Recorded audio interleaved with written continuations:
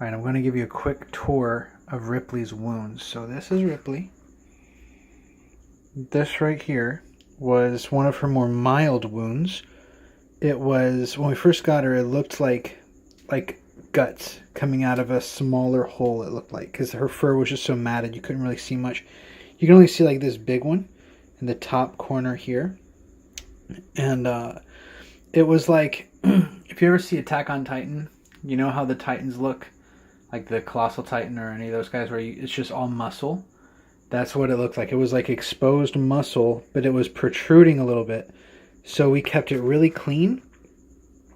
Here's a trick. When you have an open wound of any type, you want to keep it moist. So you would need some sort of like ointment, like something like Vaseline. Vaseline will work. That's what people used to put on wounds, but now there are more medical versions of it. Like there's like a Neosporin gel, different sort of antibiotic gels, which is generally what we'd put on her. And the only reason we don't have anything on it now is because despite how this looks on the camera, this is actually just like scabs. So we just kind of spray it and wipe it and try to keep it clean. But these are scabs. It's healing up fine on their own. Now this is... I'm not going to go too into detail about this one yet in this video. But as you can see here, that is her actual bone coming through the cloth. This just now happened, so I'm trying to keep her from moving around. My girlfriend's going to be home in a few minutes, so we're going to change her bandage anyways. So I don't want to move her too much. Now when we do change this one, you know, one of us, it's always me. I'm the one who holds her, and Tiana's the one who changes the bandage. So what she does is basically she, you know, cleans the wound to make sure there's no infection. She uses peroxide on it. Then she cleans off the peroxide because you don't want to leave peroxide on an open wound. You want, like I was saying earlier, some sort of gel. And then we put thick gauze on it, and we try to pinch the skin to pull it around the bone, so it's a little bit closer and a little bit more comfortable to her. It feels a little bit more like what an arm is supposed to feel like, and you know, puts it in place because she's still instinctively going to move her shoulder.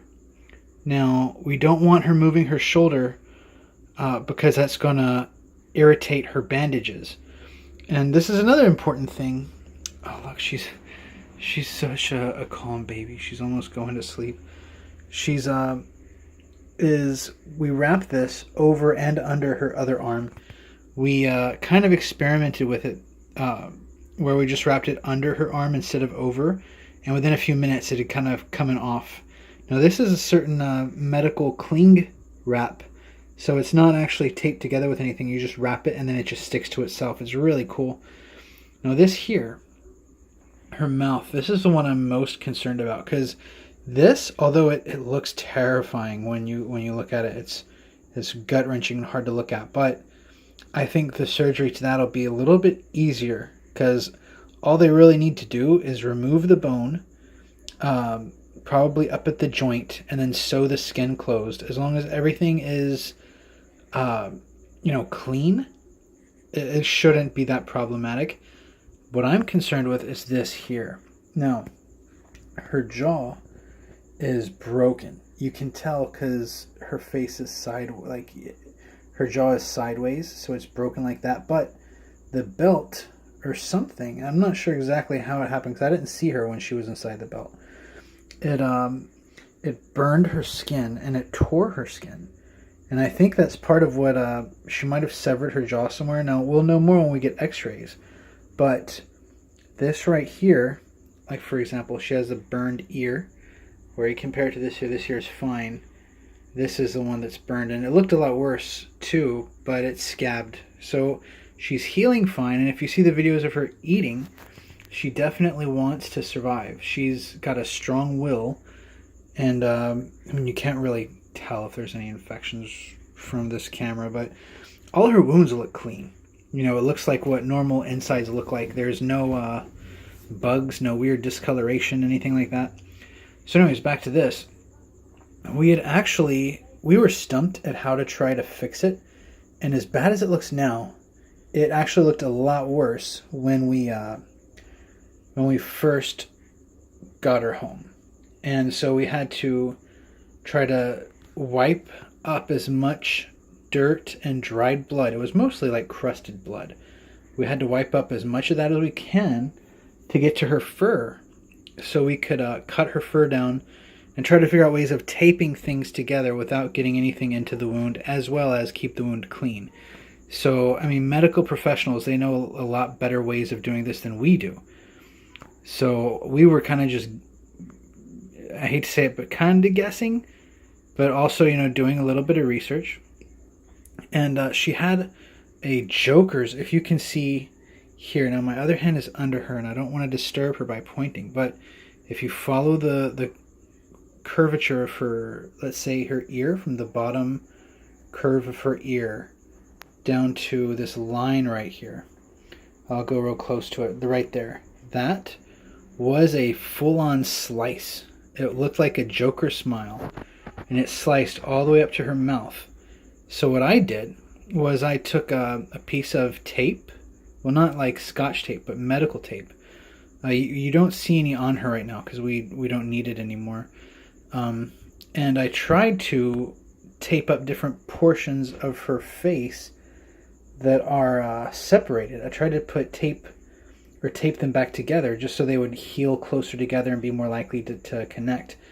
But the tape wouldn't hold. So what I had to do was I had to super glue the tape to each, I guess you want to say, island of skin, of fur, and let it dry. And then I would squeeze them together to the closest one, and then put another piece of tape glued onto these connecting pieces of tape. So it was kind of like a puzzle, And I tried doing that here to the part right under her, like the front of her mouth. You see that tuft of fur that's separated with the back part? I tried to do that, but it kept tearing at her skin, and the tape would come off even with super glue. So that's definitely something for the vets to deal with. All we can really do is try to keep it clean and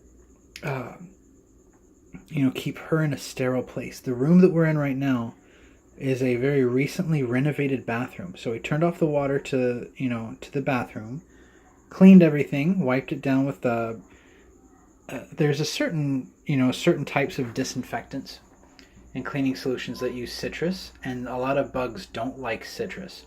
So if you clean a room with citrus, it keeps the bugs out. Now, one of the main things you want to do with a kitten, especially, is you want to keep bugs out. Because if a fly gets on an open wound, or even, it doesn't need an open wound, it can lay an egg inside its skin and create this thing called a wolfworm. So a wolfworm it's like if there was a Pokemon that was a maggot, right? If there was a maggot Pokemon, then a wolfworm would be its final evolution. It's like a super maggot with armor, and it's bigger than what a real maggot looks like. It's terrifying. I saw one when I was like 10 or 11. I was volunteering at the Humane Society when I was a kid. One reason why I fucking hate the Humane Society, they're an evil organization. They were going to kill her. They were going to kill Ripley. They said they couldn't fix her. Now, this is over a week ago that they turned her down. And me and my girlfriend, no medical history between us, were able to keep her alive and clean and without any sort of infection.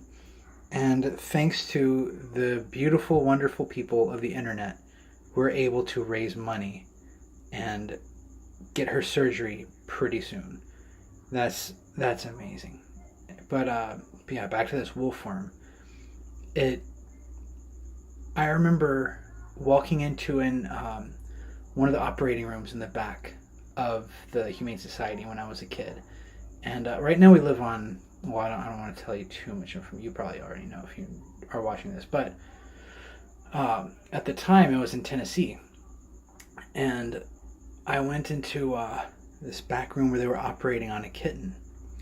And wolfworms, they tend to end up in cats or kittens' necks, around their necks and their faces and their backs. And they had shaved this kitten in this area, around her neck, and there was just a little like a line. It looked like a little red line. There was nothing bulging or anything. And I was curious. I was like, what is that? What's going on? And I don't remember who it was who was cutting into it. It was someone I didn't recognize. It wasn't one of the normal workers. But this guy, he took a scalpel and he sliced it along this line. And then this it almost looked mechanical, like metallic or something, like it was made of stone. It was unreal. It was this maggot's lower half that started just worming its way out of this hole, and it looked like it was walking through a portal, because it didn't look like it could have fit inside the kitten's body. Now, while I'm talking about all this, look at this sweet little baby here. How she's just napping. She is perfectly content, just being in my lap, hanging out. And I know that injury looks really bad, but she is not in pain right now. We have her nice and comfortable, and we give her treats. And she's just really tough. Even when we change her bandages, she doesn't complain. She's a really tough girl. But yeah, the wolfworm, I don't remember if the kitten lived or died, but it was terrifying and disgusting. It was so invasive. I never really thought about how insects and bugs are just, they're kind of like humans' natural enemy, more so than other large predators that we can see coming. I think the larger predators we overcame a lot earlier than we overcame the smaller ones, strangely enough. We overcame, tigers by hiding in caves and learning to make fires at the mouth of the cave, and if it gets past that, somehow you got a couple guys with spears, so it's not a big deal. But a venomous spider can just crawl around all that stuff, and then when you're asleep, they bite you, and then there goes your arm or whatever. Other sorts of bugs can infect you with viruses, and that's something I love so much about cats that people don't take into consideration so much. Like, yeah, a dog is a man's best friend. Dogs are going to, protect you from an intruder. They're gonna help you hunt. They're gonna warn you if anyone's coming near your property. The dogs they're useful for so many things, but you know what a cat is useful for? They take care of the little guys that will get us, that we won't even see coming. The mice that have the plague fleas on them. Our cats will kill and eat these mice, and the plague fleas will, die in the process, or they'll have to go somewhere else. But our cats will protect us from so many things and not even get recognition for it, because people don't think about it, or they don't see it. It's not something that's big and obvious. Like a masked robber or something that a dog might take down. No, it's a scorpion that would have stung you in your sleep that the cat kills. And you wake up in the middle of the night to go to the bathroom, and then you sit down on the toilet and you look down on the floor, and there's a scorpion's body. It happened to me like a year ago. And I'm kind of scared of spiders and scorpions. I guess it's a normal phobia, but they really freak me out. And so that's one thing I like having cats around. Is that they got your back and that sort of thing. So anyways, this is Ripley. These are her injuries. I didn't want to... we're probably going to see if we can film changing her bandage, but we're going to be on Tiana's camera on a tripod. And that way, we're not going to be finagling with the camera while we're changing her bandage, because it's very delicate work, and we're not professionals, so we have to really, really try hard and pay attention to make sure we're not missing anything or leaving anything undone. I've never really seen the bone come through like this. Usually it's never done that before, so we'll just have to be extra careful when we wrap it tonight to use extra gauze. You want to make sure whenever you have any sort of exposed bone like that to try and keep it well padded and well lubricated. And you know what? I think that's about it for now. I've already spent 15 minutes talking about cats and terrifying insects and things like that. So, you know what? Thank you so much for your donations, everybody. Please share her page and her GoFundMe account and her Facebook page and all the memes that I've made of her and of relating to her. Because I love this cat, man. She's so cute and she's so sweet. And I mean, yeah, she's injured, but she could still have a cool life as a regular three-legged cat. You know, there are plenty of healthy three-legged cats running around. And she can run. She can do a lot of stuff that normal healthy cats can do. Like, she's figured out how to run.